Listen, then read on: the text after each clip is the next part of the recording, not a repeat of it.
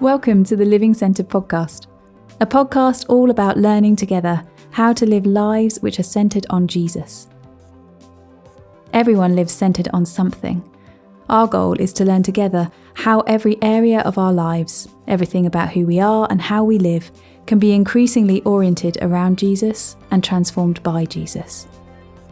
He invites us to a rich and satisfying life, where the good news that he truly is enough changes everything about how we relate to God, ourselves, and the world. This is a journey we are all invited to, and a conversation we all get to be a part of. Thanks for joining us.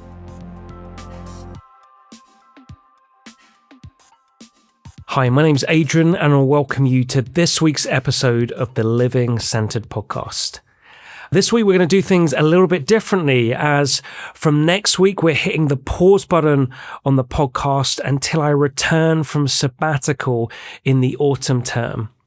Therefore, today I just wanted to do a special.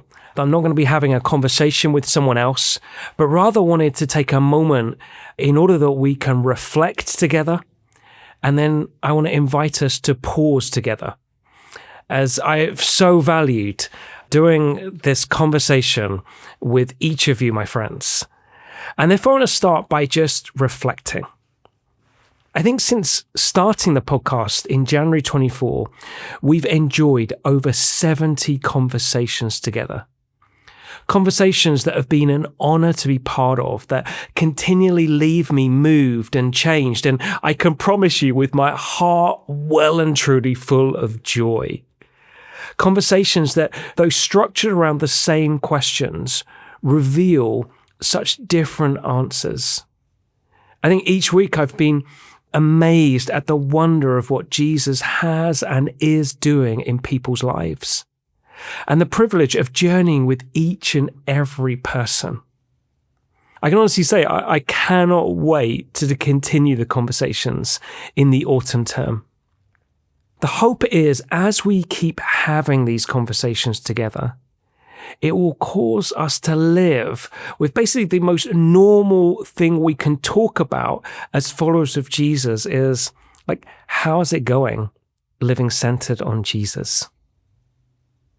And my hope is that each of us are growing with that sense of, yep, I just can't wait to ask others that question. I am so profoundly thankful as I reflect back on all of the conversations I've had outside of the podcast, of people just sharing their thoughts and encouragements and ways that different individuals and their stories have spoken into their story. I'm just left with this profound sense of gratitude to each and every one of the people that I've had conversations with on the podcast, of their willingness to open their lives to others. It's just amazed me. I'm also deeply grateful to each of you, my listening friends, of just how you've journeyed with us through this, of how you've encouraged, of how you've joined in the conversation. I'm so, so thankful. But along with reflecting, I also wanted to take a moment in this special to just pause, to have a moment to pause together, to pause to consider more of the life Jesus invites us to inhabit, and also to pause to be present within it.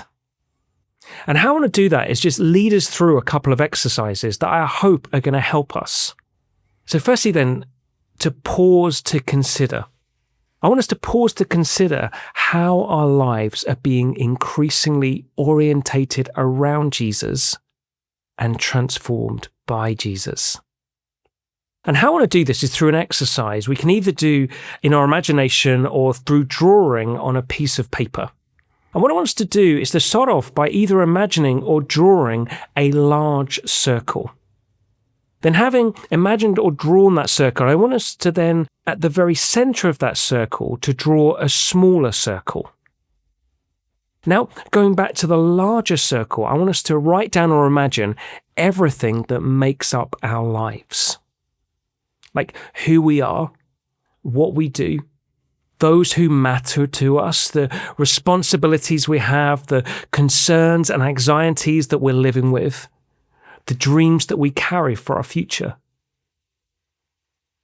And having imagined and thought or written down all of those things in that bigger circle, like you might want to just hit pause at this moment just to consider that. But having imagined or drawn out or written down all of those things, now in the smaller circle at the center, I just want us to write or imagine just the word Jesus is there. Jesus is in the center circle. You see, in allowing Jesus to be at the center, it means that we're allowing him to shape and impact everything else in the bigger circle. As we consider everything that makes up our lives and what it means for Jesus to be at the very center, it can be helpful just to consider a couple of questions. And I want to give us a couple of questions to consider. And again, you might want to just hit the pause button after I've asked them. Like, firstly, is there anything or anyone else at the center with Jesus? Like, if we just consider at the moment, yeah, Jesus was written there, but like, if we're honest, is there anything else or anyone else joining him? And then the second question, like, are there any areas of our lives that we would love to see particularly shaped more by Jesus at the moment? My guess is for each and every one of us, we've probably got answers for both questions. Like, in terms of the first question of like, is anything else joining Jesus at the center? Like, it's just helpful to just identify that. And if we found that there are other things for us, I'd just be encouraging us at this point to be just coming back and saying, Jesus, I just recognize this thing or these people are drawing alongside you. And I just need to put them back in the rightful place in the bigger circle, as I want you to remain at the center as the one who's there shaping and transforming everything else. In respect to the second question of, are there other areas that we're longing to see transformed and shaped by Jesus? Like the answer to that isn't to condemn us. It's rather to be able to say, Jesus, I'm presenting these things to you. And I'm asking over the coming days, weeks, even months, that you would come and transform and shape more of these areas of my life in order that I'd know more of the rich and satisfying life that you seek to offer me. So that's the first exercise that I wanted us to do together, of just a pausing to consider just the wonder and beauty of how we're invited to be centered on Jesus and how Jesus longs to transform and shape each and every one of our lives. The second invitation I want to do in pausing is to pause to be present. And I just want to lead us through a second exercise that invites us to be present with God together in this moment. It's through a monastic practice that is based on Psalm 46:10, which says, "Be still and know that I am God." And what happens as we seek to use this practice to just dwell and meditate and contemplate the wonder of this psalm, as it allows us to be present, it causes us to know perspective. A perspective of who God is and who we therefore are. It allows us to know that call to relationship, that God is one who wants us to know him and also is one who fully knows us and wants us to know that. Not only is it about perspective and relationship, but it's also about value.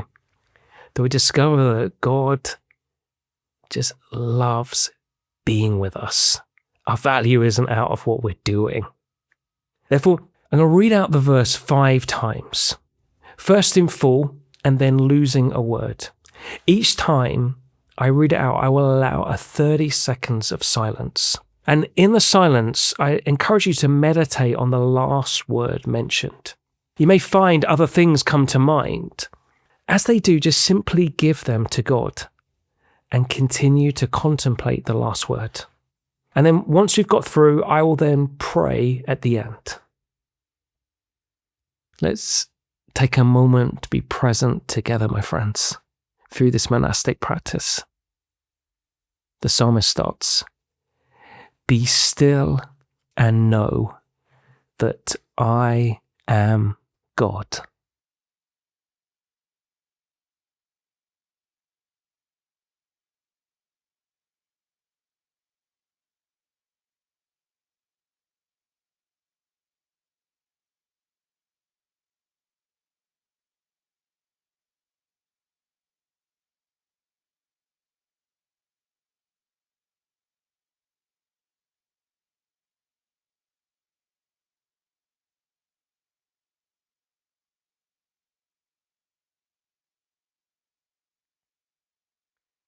Be still and know that I am.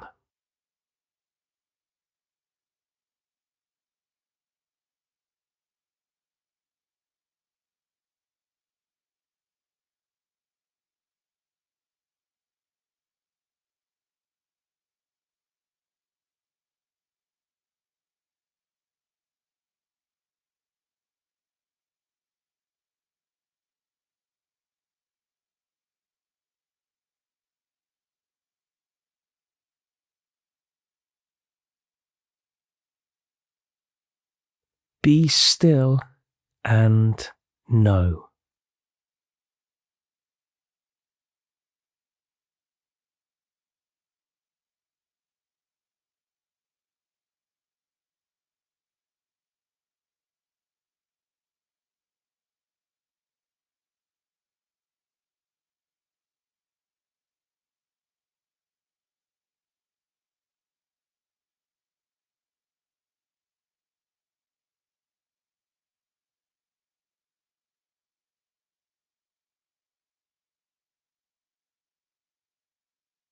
Be still.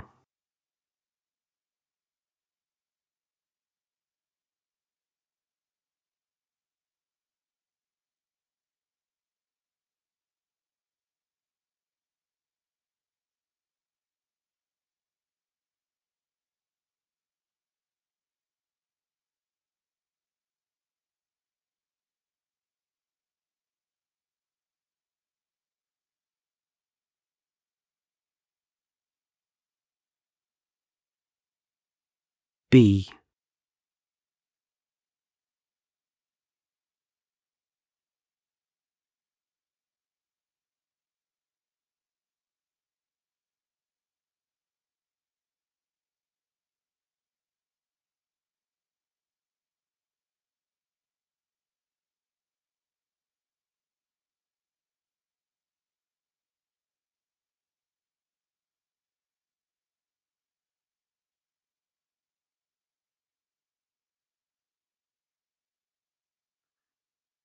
We choose in this moment to be present, not moving away.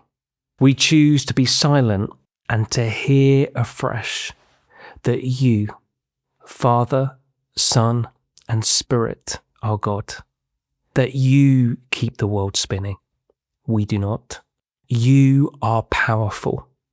You are the sustainer of all. You are the sustainer of us. In stillness, we recognize your presence with us. We welcome and receive all that you are and all that you have for us, that you define who we are and sustain us in all we then do. Amen. Amen, my friends. Thank you so much for joining me in this Living Centered special. And my hope that it has done you good as it has done me good to just spend some time just considering how am I living centered on Jesus at the moment? How am I allowing him to transform more of who I am? And also just being present with him, enjoying him. I want to encourage you, just as we take a bit of a pause in the conversations. It doesn't mean the conversations stop. I want to encourage you over the coming weeks, over the summer. Like, why not use the 4 questions I'd normally ask everyone every week to ask yourself? To ask yourself, what does living centered on Jesus look like for you right now? To ask, what is helping you? Like, what are you discovering about who God is as Father, Son, and Spirit at the moment? And then finally, how are you changing? Like, if we were to have met you 3, 6, 12 months ago, how would you look different today to who you were then? And as you've answered those questions, you may want to then get together with some others to kind of discuss your answers, as it will do you good. Yeah, I look forward to being back in the autumn term with more conversations. But for now, I want to finish as I would do every week by praying for each and every one of us. I pray that we would know more of the wonder and beauty of living centered on Jesus. Amen. Thanks for joining us on this week's episode of the Living Centered podcast. New episodes are released every Monday, and if you enjoyed this episode, please do like and subscribe on your chosen podcast provider to receive them direct each week. Living Centered is produced by the team at Oasis Church in Birmingham, UK, and you can find out more and get in touch with the team via theoasischurch.com.